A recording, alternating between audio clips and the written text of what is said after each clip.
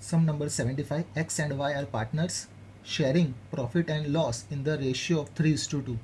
They employed Z as their manager to whom they paid a salary of 7500 per month. उन लोग ने एक manager रखा Z जिसको वो लोग सैलरी पे करते थे 7500 per month. Z had deposited 2 lakh rupees on which interest was payable at 9% per annum. Z ने फर्म को 2 लाख रुपीस दिए थे जिसका इंटरेस्ट मिलता था उसको 9% per annum. At the end of the accounting year, that is 31 March 2018, 17-18, after division of the year's profit, it was decided that Z should be treated as a partner with effect from 1st April 2014. सभी profit calculate कर देने के बाद ये decide हुआ कि जो manager है Z उसको अब हम लोग एज ए पार्टनर रखेंगे, लेकिन 2014 से हम लोग उसको ट्रीट करेंगे विथ 1/6 शेयर ऑफ प्रॉफिट और उसका प्रॉफिट शेयरिंग रेशियो होगा 1/6. His deposit being considered as capital carrying interest at 6% per annum. उसने जो डिपॉजिट पे की थी 2 लाख रुपीज़ जिसका उसको इंटरेस्ट मिलता था 9%, अब वो डिपॉजिट उसको कन्वर्ट कर देंगे कैपिटल में और उसका इंटरेस्ट मिलेगा उसको 6%. Like capitals of other partner, the firms profit and loss after allowing interest on capital where 4 years का प्रॉफिट एंड लॉस दे दिया है. Record necessary journal entries to give effect of the above. हमें journal entry पास करनी है. सबसे पहले हमें ये फाइंड करना है कि एज ए मैनेजर वो कितनी अमाउंट ले जाता था, फिर हम लोग फाइंड करेंगे एज ए पार्टनर वो कितनी अमाउंट ले जाता है, उसका जो डिफरेंस आता है उसकी हम लोग जर्नल एंट्री पास करेंगे. तो 4 ईयर्स का हमारे पास इंफॉर्मेशन है. Profit is given that is 5,90,000, 6,26,000. Loss दिया है 40,000, उसको हम लोग ब्रैकेट में लिख लेंगे. और लास्ट ईयर का प्रॉफिट दिया है 7,80,000. सैलरी हमें कहा है 7,500 पर मंथ वो सैलरी ले जाता था. हम लोग पूरे 12 मंथ की इंफॉर्मेशन लेंगे, that is 7,500 into 12, that is 90,000. तो टोटल 4 साल में हम लोग 90,000 ले लेंगे.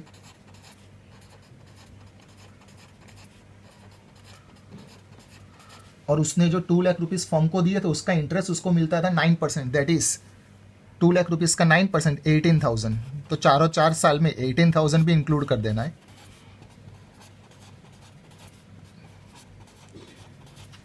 प्रॉफिट, सैलरी और इंटरेस्ट ये सबको प्लस करेंगे तो हमें मिलेगा profit before interest and salary first year का 6,98,000, सेकेंड ईयर 7,34,000,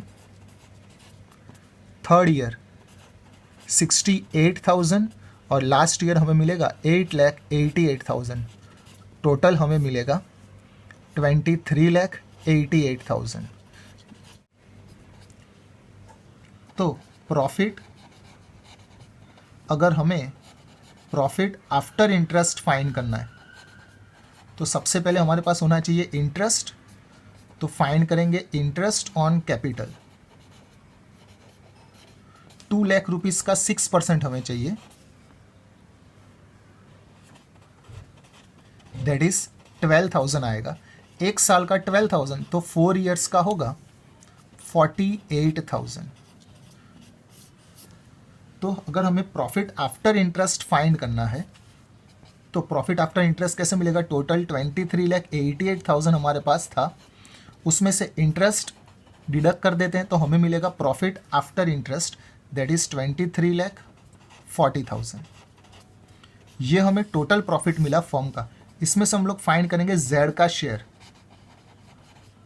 23,40,000 इंटू जेड का हिस्सा है 1/6, तो अमाउंट मिलेगी 3,90,000.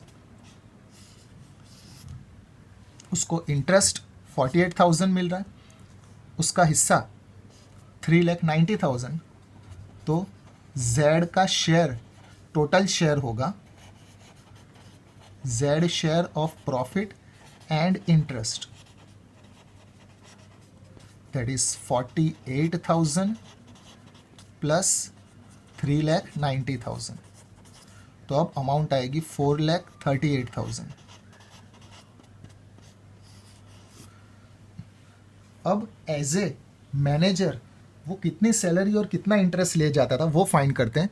That is Z salary and interest. Salary 90,000 है 1 ईयर की, तो 4 ईयर्स की होगी 3,60,000, और इंटरेस्ट 18,000 1 साल का है, तो 4 साल का होगा 72,000। तो total amount Z as a manager ले जाता था 4,32,000, और एज ए पार्टनर हमें उसको पे करना है 4,38,000। तो अब हमें एक्स्ट्रा सी पे करना पड़ेगा उसको 6,000, दैट इज डिफरेंस। तो डिफरेंस अमाउंट आएगी 4,38,000 माइनस 4,32,000, दैट इज 6,000। ये जो अमाउंट है to be borne by X and Y, ये एक्स और वाई अपने हिस्से में से बेयर करेंगे, और रेशियो आएगा जो हमें अंदर दे दिया है 3:2। तो एक्स अपने हिस्से में से देगा 6,000 इंटू 3/5, और वाई अपने हिस्से में से देगा 6,000 इंटू 2/5, दैट इज 3,600 और 2,400। तो इसकी जर्नल एंट्री हम लोग पास करेंगे, X capital account debit, Y's capital account debit, और ये हमें पे करना है जेड को to Z capital account, that is Z को हमें पे करना है 6,000, एक्स लाएगा 3,600 और वाई लाएगा 2,400। सम number 76, A and B are partners sharing profit in the ratio 2:1. They admitted C, their manager, as a partner from 1st April 2018 for 1/5 share of profit, और profit sharing ratio हम लोग उसको पे करेंगे 1/5 share. C, while being manager, जब वो manager था, was getting salary of 50,000 per annum plus commission of 10% of net profit after charging such salary and commission। जब वो मैनेजर था तो हम लोग उसको सैलरी भी पे करते थे और कमीशन भी पे करते थे। It was also agreed that any excess amount which she received as a partner over his salary and commission will be borne by A. और फिर ये डिसाइड हुआ कि एज ए पार्टनर सैलरी और commission के अलावा जितनी भी अमाउंट ज़्यादा आएगी वो ए बेयर करेगा, यानी बी अपने हिस्से में से नहीं पे करेगा। Profit for the year ended 31st March 2019 was 6,44,000 before payment of salary and commission. Profit हमें दे दिया, हमें लास्ट में कहा है prepare profit and loss appropriation account. सबसे पहले स्टार्ट करेंगे एज ए मैनेजर। तो सी एज ए मैनेजर उसको कितनी अमाउंट मिलती थी वो पहले देख लेते हैं। तो सबसे पहले उसको मिलती थी salary to C, that is 50,000, और कमीशन हमें उसको पे करना है 10% पे करना है नेट प्रॉफिट का, लेकिन आफ्टर चार्जिंग वाला पॉइंट आ रहा है, after charging salary and commission. तो सबसे पहले प्रॉफिट हमें दिया है 6,44,000, उसमें से माइनस करेंगे सैलरी 50,000, तो अब हमें अमाउंट मिलेगी 5,94,000। आफ्टर चार्जिंग या आफ्टर डिडक्टिंग वाला पॉइंट आता है तो इक्वेशन लेंगे, 10% कमीशन दिया है, तो अगर प्रॉफिट बिफोर कमीशन 110 है तो कमीशन 10, तो अगर प्रॉफिट बिफोर कमीशन 5,94,000 है तो कमीशन हमें मिलेगा दैट इज 54,000। तो अब टोटल अमाउंट सी को कितनी मिलेगी, that is total amount received by C, that is एक तो उसको सैलरी हम लोग पे करते थे 50,000 और उसको कमीशन भी मिल रहा है 54,000, दैट इज उसको टोटल अमाउंट मिलती थी 1,04,000। ये एज ए मैनेजर उसको मिलता था। अब एज ए पार्टनर उसको कितनी अमाउंट पे करनी चाहिए, that is C as a partner. सबसे पहले टोटल प्रॉफिट हमें दे दिया है दैट इज 6,44,000। हमने सी को एज ए पार्टनर रखा है और उसका शेयर हमने फिक्स किया है दैट इज 6,44,000, और सी का शेयर हमने फिक्स किया है 1/5, तो आएगा 1,28,800, यानी एज ए पार्टनर उसे मिलना चाहिए 1,28,800। तो डिफरेंस आएगा, डिफरेंस जो ए बेयर करेगा, that is difference to be borne by A, 1,28,800 as a partner, as a manager 1,04,000, तो डिफरेंस हमें मिलेगा दैट इज 24,800।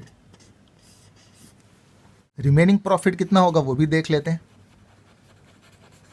P&L एप्रोप्रिएशन बनाना है तो हमारे पास सबका प्रॉफिट होना चाहिए, तो सबसे पहले फाइंड करेंगे रिमेनिंग प्रॉफिट। 6,44,000 था, उसमें से 1,04,000 हम लोग पे कर देंगे सी को, दैट इज प्रॉफिट बचेगा 5,40,000। तो ए का हिस्सा आएगा 5,40,000 इंटू प्रॉफिट शेयरिंग रेशियो दे दिया 2:1, दैट इज 2/3, 3,60,000।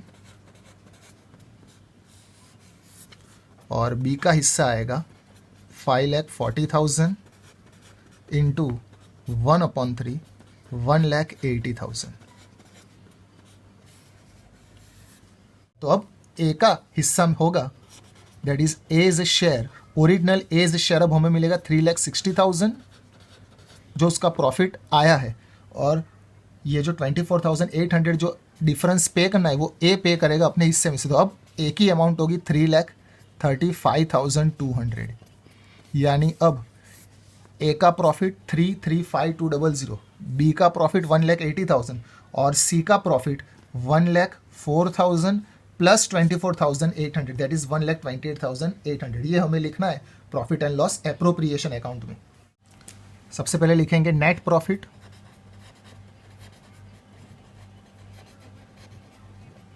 $6,44,000, और जो हिस्सा आएगा वो लिख डालेंगे that is divisible profit, divide करने के बाद जो आया वो। सबसे पहले ए का हिस्सा 3,60,000 माइनस 24,800, दैट इज 3,35,200। बी का हिस्सा as it is no change 1,80,000, और सी का हिस्सा जो है वो 1,04,000 plus 24,800, that is 1,28,800। Total amount 6,44,000।